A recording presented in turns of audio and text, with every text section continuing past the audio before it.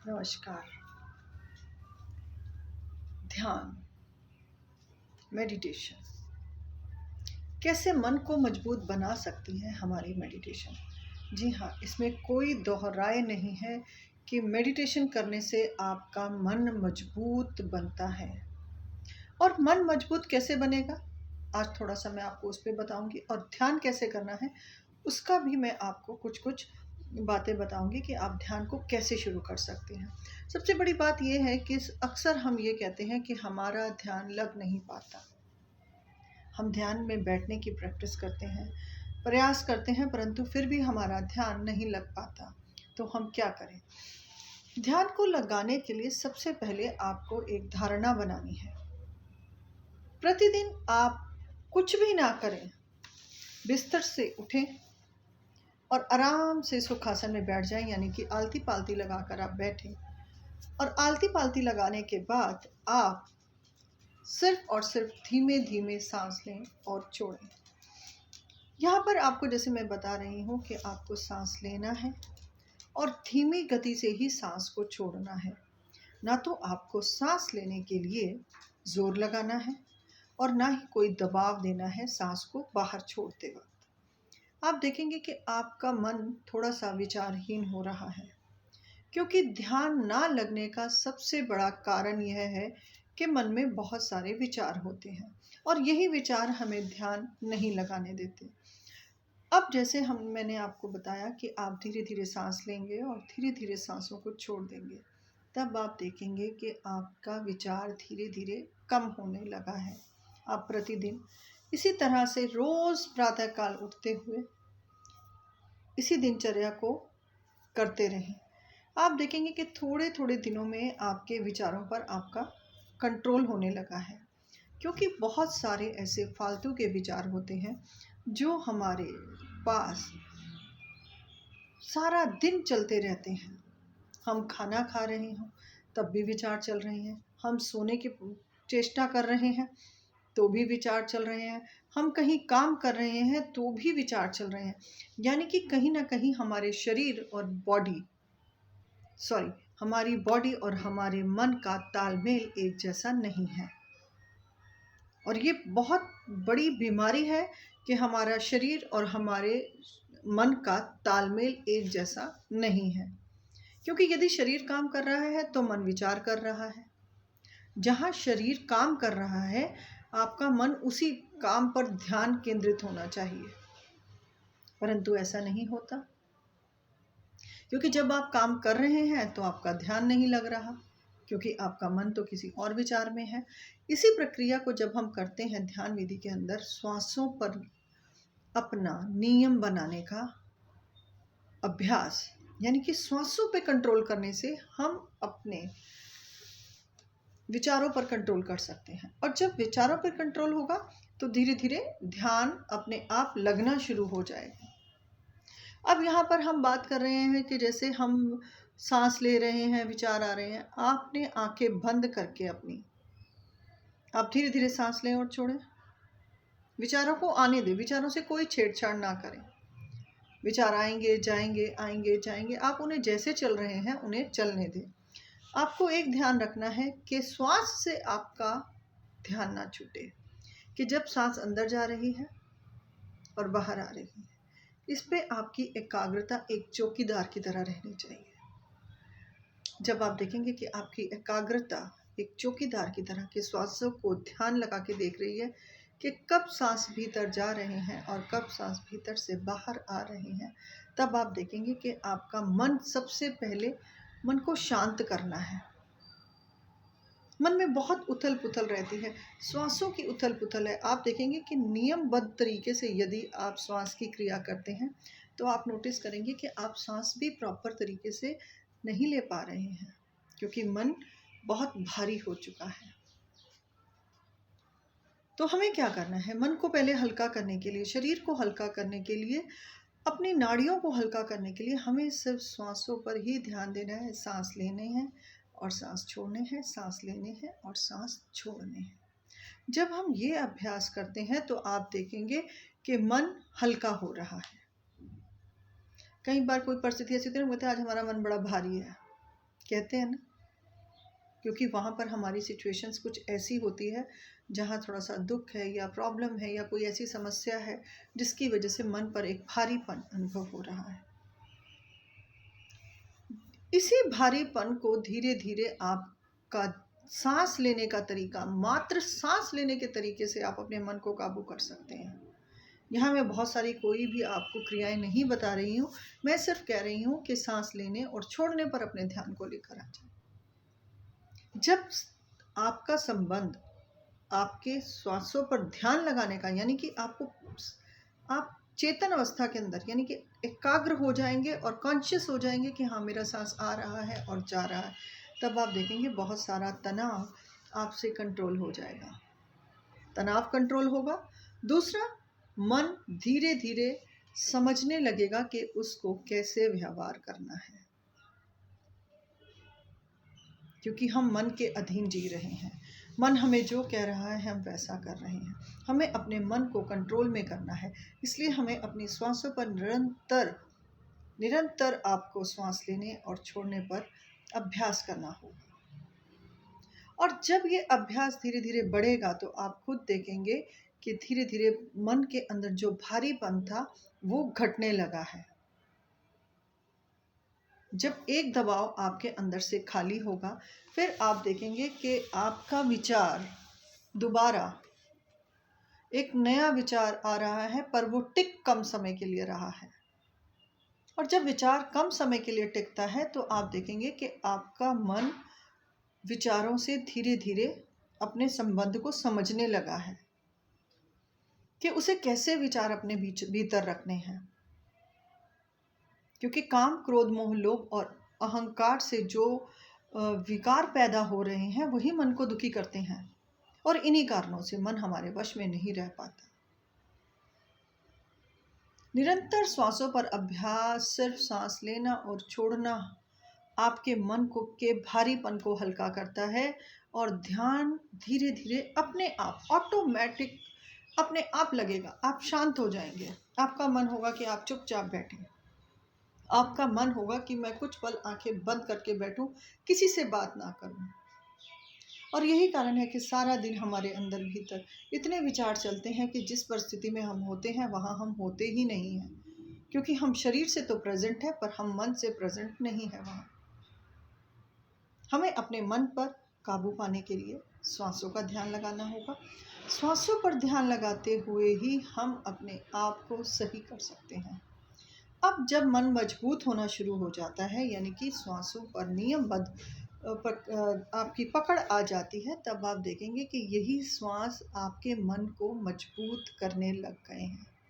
अब यहाँ बात करें कि मन को मजबूत श्वासों के द्वारा। जी हाँ, हमारा मन ही बहुत कमज़ोर है।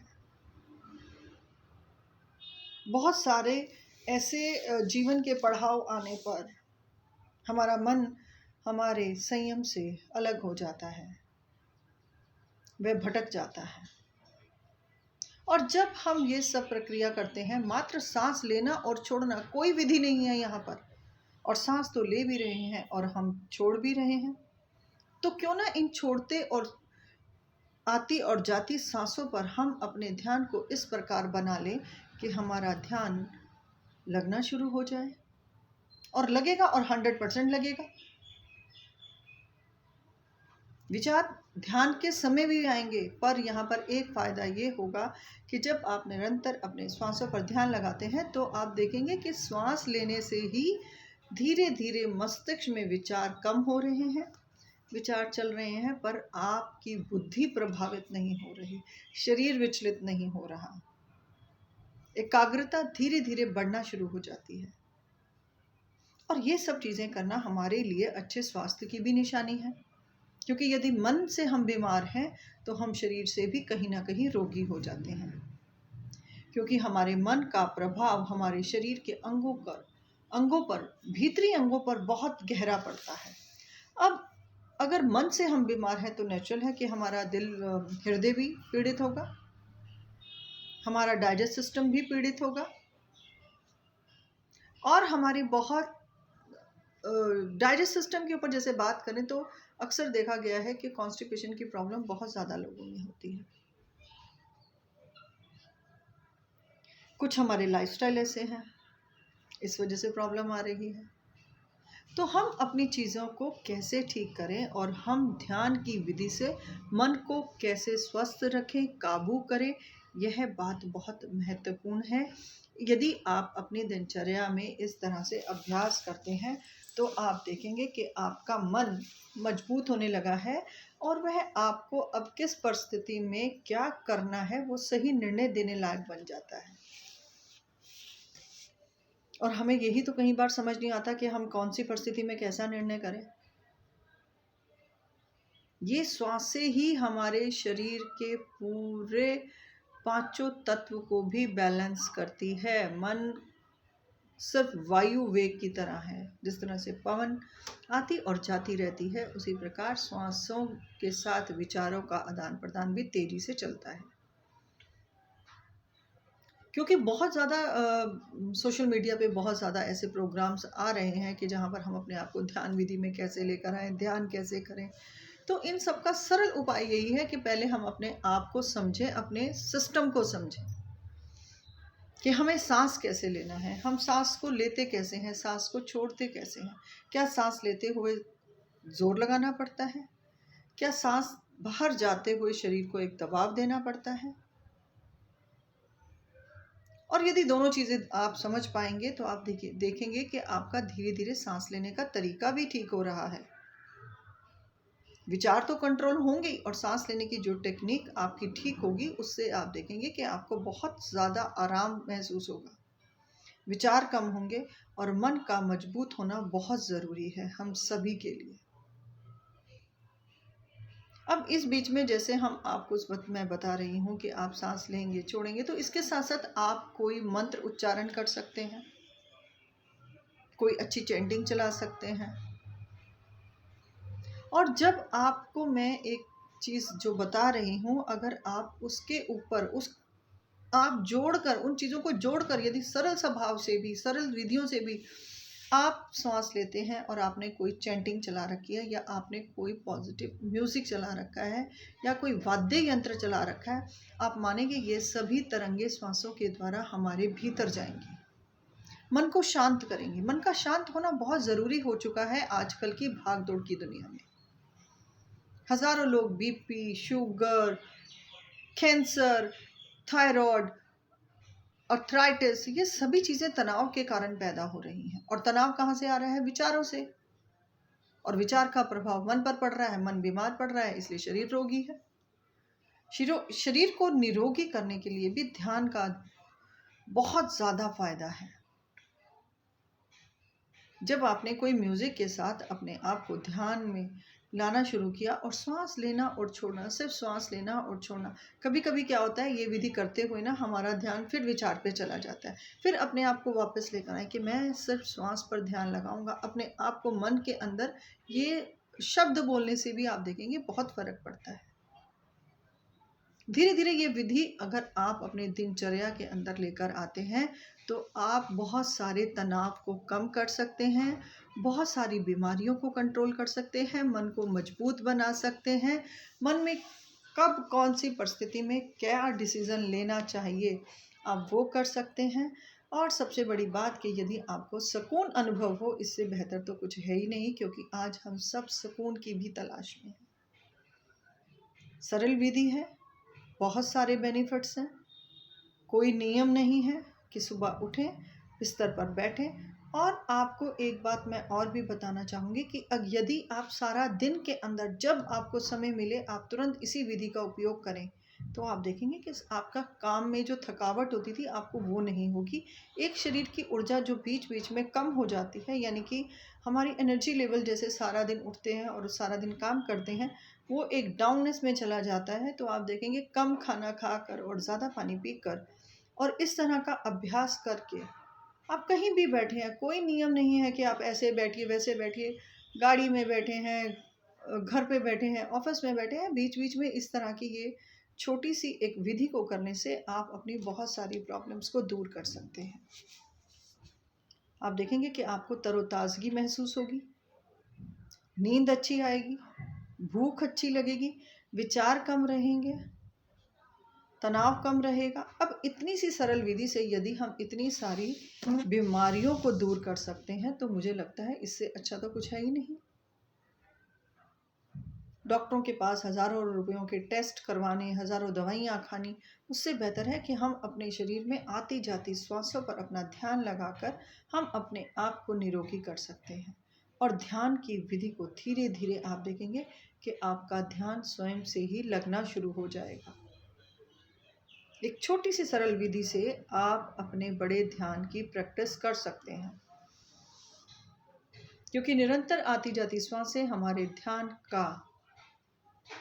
ध्यान को लगाने का सबसे बड़ा माध्यम है। और यही श्वासों पर ध्यान लगाने से हम अपने विचारों से मुक्त हो सकते हैं, मन को मजबूती मिलती है, शरीर बलिष्ठ होता है।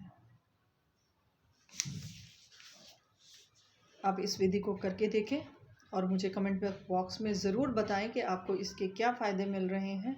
दूसरा, मैं ये भी कहूँगी कि आप ज़्यादा से ज़्यादा अपने आप को तनाव मुक्त करने के लिए खुली हवा में भी थोड़ा घूमें। जब भी समय मिले, एक पल आप जब सारे काम करके हम क्योंकि इतना बिज़ी होते हैं आजकल हमारे लाइफस्टाइल में, हमें समय का पता ही नहीं चलता, सुबह से शाम कब तक हो जाती है। तो कोशिश करें कि कुछ पलों के लिए आप खुली हवा में ज़रूर जाएं। अगर आप खुली हवा में नहीं जा सकते हैं तो आपके पास बालकनी है, या अपने रूम की सभी खिड़कियों को खोलकर उसके समीप जाकर बैठें और ठंडी हवा लें और ठंडी हवा से शुद्ध सांसों को अपने भीतर जाने दें। यह भी रोगों को दूर करने का बड़ा अच्छा उपाय है। आप इन प्रक्रियाओं को करें, बहुत फ़ायदे हैं। मानसिक तनाव कम हो जाता है और जीवन बेहतर बनता है, मन मजबूत होता है ध्यान विधि से। और इसका मैं 100% आपको बता सकती हूँ कि आपका मन ज़रूर मजबूत होगा यदि आप धीरे धीरे इस विधि से करते हुए अपने आपका ध्यान लगना जिस दिन शुरू हो जाएगा, आपको अपने अंदर खुद इस अभ्यास के रिजल्ट मिलने शुरू हो जाएंगे। आप देखें और इनका उपयोग करें और मेरी वीडियो को लाइक करें, शेयर करें और सब्सक्राइब करें। धन्यवाद।